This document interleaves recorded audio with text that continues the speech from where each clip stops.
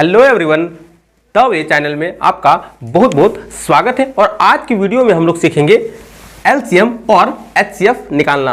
और जैसा कि आप देख पा रहे हैं, हमने सिर्फ एक प्रश्न लिया है, ठीक है ना, सिर्फ एक प्रश्न लिया है और एक प्रश्न से हम लोग एचसीएफ और एलसीएम के कॉन्सेप्ट को कंप्लीट कर देंगे।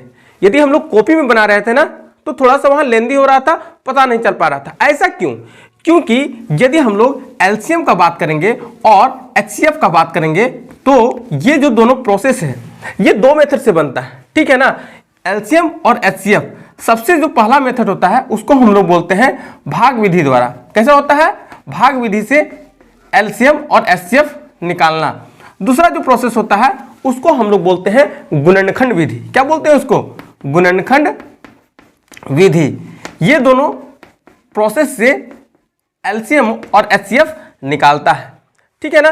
अभी क्या होता है कि हम लोग इस क्वेश्चन को 8, 12, 30 का सबसे पहले एलसीएम निकालेंगे और हम लोग दोनों प्रोसेस है ना इन वन टाइम्स में करेंगे, ठीक है ना। तो चलिए हम लोग सबसे पहले 8, 12, 30 का भाग विधि से एलसीएम निकालते हैं। यदि 8, 12, 30 हम लोग लेते हैं और भाग विधि से निकालेंगे तो सबसे पहले हम लोग एलसीएम का साइन दे देंगे, यानी कि इस तरह से। एलसीएम को हिंदी में लघुत्तम समाप्त वर्तक बोलते हैं और एचसीएफ को हम लोग बोलते हैं महत्तम समाप्त वर्तक। यदि भाग विधि का बात करें तो तीनों जो संख्या है किसी एक संख्या के टेबल में आना चाहिए, पहाड़ा में आना चाहिए, तभी बहुत आसानी से हम लोग एलसीएम लगा सकते हैं। तो ये जो तीनों संख्या है ना 2 से कट जा रहा है, 2 से कट जा रहा है, यानी कि 2 जो होगा कितना बार में कटेगा? यहाँ पे 4 बार में, ठीक है। 2 का पहाड़ा में 12 कितना बार में आता है? तो यहाँ पे हम लोग लिख देंगे 6 बार में। और 2 का पहाड़ा में 30 कितना बार में आता है?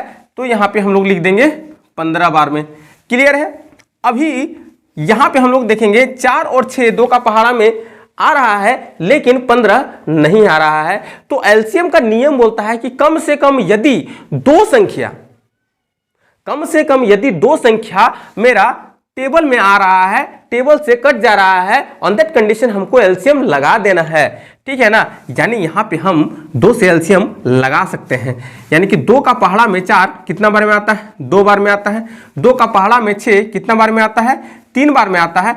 और जो संख्या पहाड़ा में नहीं आता है, यानी कि 2 का टेबल हम लोग पढ़ेंगे, 2 का पहाड़ा पढ़ेंगे या 2 से 15 को भाग लगाएंगे तो पूरा नहीं कटेगा। इसका मतलब हो गया कि जो 15 है वो 15 उतर जाएगा। क्लियर है? अभी देखो 3 और 15 ये दो संख्या ऐसा है जो 3 के पहाड़ा में आता है, ठीक है ना। और 2 सिर्फ एक संख्या होने के कारण इसको एलसीएम नहीं लगाना है। तो हम लोग अब सीधा 3 से लगा देंगे। किससे लगा देंगे? 3 से। यहाँ पे 2 का 2, 3 का पहाड़ा में 3 कितना बार में? 1 बार में। और 3 का पहाड़ा में 15 कितना बार में? 5 बार में, ठीक है ना। अब कोई संख्या देख लो, 2, 1, 5 मेरा आया है। 2 संख्या ऐसा नहीं है जो किसी एक संख्या के पहाड़ा से कटता हो, तो कम से कम 2 संख्या कटना चाहिए, ठीक है ना। तो इसलिए अब हम लोग एलसीएम लगाना छोड़ देंगे। तो हम लोग यहाँ पे लिखेंगे एलसीएम, है ना। एलसीएम इज इक्वल टू, ये जो संख्या है इसको हम लोग गुना का साइन में लिखते हैं। किस साइन में लिखते हैं? गुना का साइन में लिखते हैं, यानी कि 2 गुना, फिर इसको लिखेंगे 2, फिर गुना, फिर ये जो संख्या है 3, फिर गुना, फिर ये जो संख्या है 2, फिर गुना। और 1 को हम लोग नहीं लिखेंगे, सीधा 5 को लिखेंगे, क्योंकि 1 को किसी भी संख्या से गुना करेंगे ना तो सेम संख्या आता है। क्लियर है ना? तो सीधा लिखेंगे गुना 5। अब जो इसका आंसर आएगा गुना कर देते हैं। 2 दूना कितना होता है? 4, और 4 तिया हो जाता है 12, 12 दूना 24, और 24 पचे, 24 का पहाड़ा 5 बार पढ़ेंगे तो 120 आता है। Is that clear? तो इस तरह से ये मेरा भाग विधि के द्वारा एलसीएम निकल गया है बहुत ही आसानी से, ठीक है ना। अब हम एक दूसरा विधि का बात करेंगे जो कि मेरा गुणनखंड विधि है। कौन सा विधि है? गुणनखंड विधि है, ठीक है ना।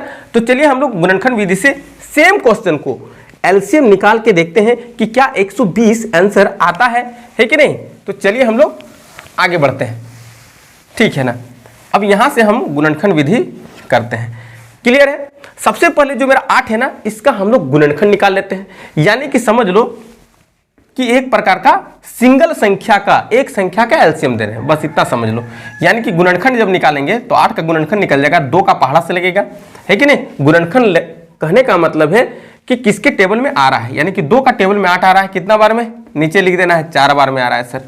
फिर इसका गुणनखंड निकालेंगे 4 का, 2 का पहाड़ा में कितना बार में, 2 बार में आ रहा है सर। और फिर से 2 संख्या का गुणनखंड निकालेंगे कि 2 का पहाड़ा में 2 कितना बार में, 1 बार में आता है। क्लियर है। अब हम लोग नेक्स्ट संख्या का गुणनखंड निकालेंगे 12 का, ठीक है ना। चलो यहाँ 12 का गुणनखंड हम लोग निकाल लेते हैं। फिर से किससे कटेगा, 2 का पहाड़ा में कटेगा, कितना बार में कटेगा, 6 बार में कटेगा, तो 6 लिख देंगे। फिर 6 2 का पहाड़ा से कटेगा कि नहीं कटेगा, बिल्कुल कटेगा, 3 बार में कटेगा, और यहाँ पे 3 लिख देंगे। अब 3 किसके टेबल में आता है, 3 का टेबल में आएगा ना, तो 3 इकाई 3 हो जाएगा। ये मेरा 12 का गुणनखंड निकल गया। अब फिर से जो मेरा लास्ट वाला संख्या है 30, इसका भी गुणनखंड हम लोग निकाल ही देते हैं। तो 30 का जब गुणनखंड निकालेंगे तो इतना जानते हैं कि ये 2 का टेबल से पूरा पूरा कट जाएगा। कितना बार में कटेगा, 15 बार में कटेगा। आसानी से 15 लिख देंगे। क्या अब 2 का टेबल में 15 कटता है, नहीं कटता है, तो कौन सा संख्या से कटता है, 3 का पहाड़ा में आता है सर 15, तो 3 लिख देंगे, और 3 5 हो जाएगा 15, ठीक है ना। अब यहाँ लिख देंगे 5 का टेबल में, 5 का टेबल में 15 कितना बार में, 1 बार में आता है, कितना बार में आता है, 1 बार में आता है। क्लियर है।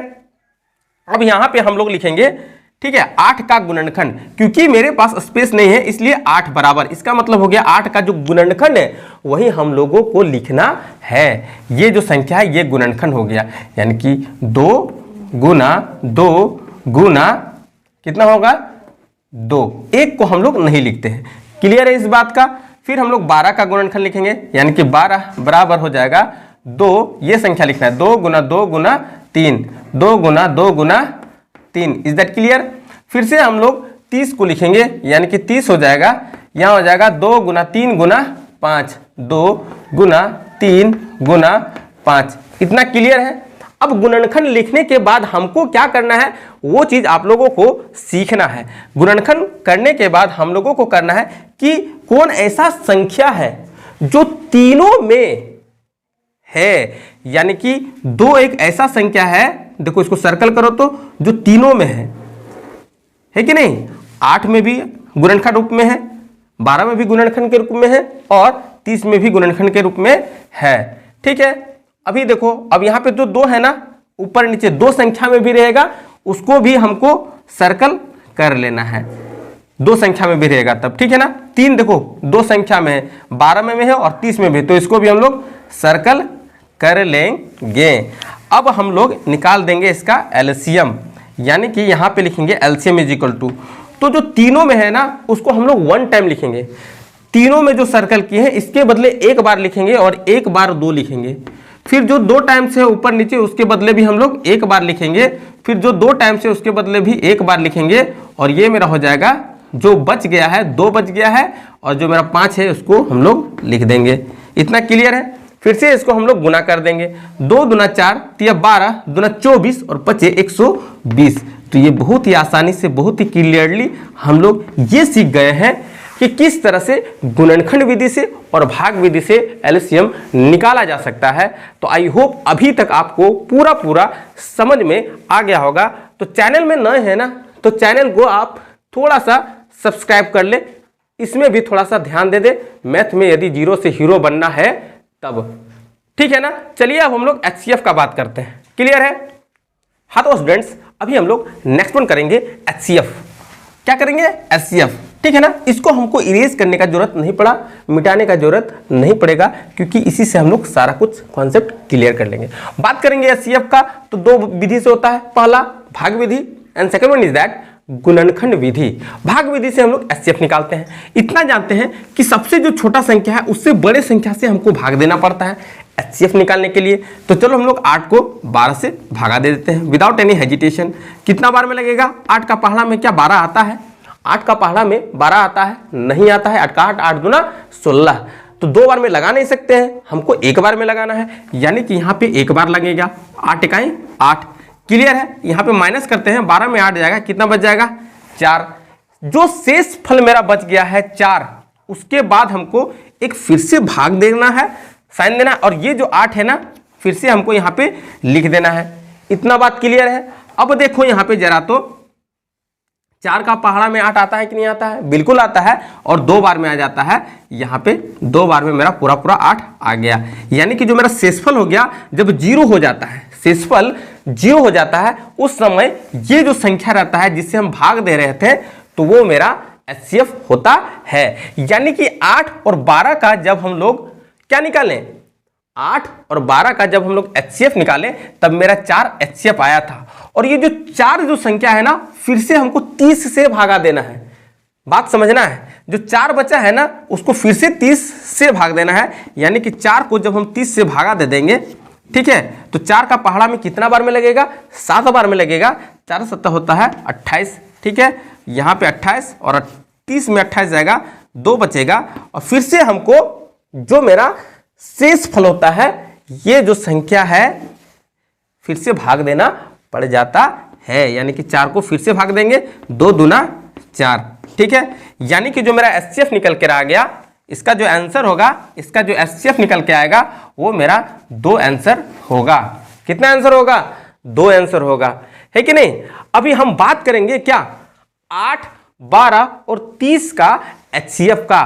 तो आप लोग सिंपली इतना समझ लो कि कौन ऐसा संख्या है जो तीनों को कट कर सकता है, तीनों का पहाड़ा में आता है। यानी कहने का मतलब है कि जब हम लोग इसका गुणनखंड निकालें, तो देखो तीनों में क्या कॉमन है, तीनों के गुणनखंड में 2 जो मेरा है वो कॉमन है। 2 मेरा क्या है?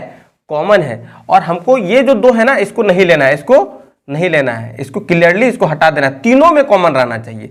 तो तीनों में एक ही संख्या कॉमन है, 2। और इसीलिए जब हम लोग गुणनखंड विधि करेंगे, तो सेम कंडीशन इज देयर कि हमको इसका गुणनखंड निकाल लेना है तीनों संख्या का। और तीनों संख्या में जो संख्या कॉमन है, उसी संख्या का हम लोग HCF बोलते हैं। यानी कि HCF इज इक्वल टू क्या? 2 मेरा आंसर निकल कर आ गया है। तो आई होप आपको ईच एंड एवरी सेक्शन का क्वेश्चन समझ में आ गया होगा कि किस तरह से LCM और किस तरह से HCF निकालता है। फिर मिलते हैं एक नेक्स्ट वीडियो में, तब तक के लिए बाय बाय। चैनल में अभी तक लाइक्स नहीं किए हैं, शेयर नहीं किए हैं, तो प्लीज लाइक द चैनल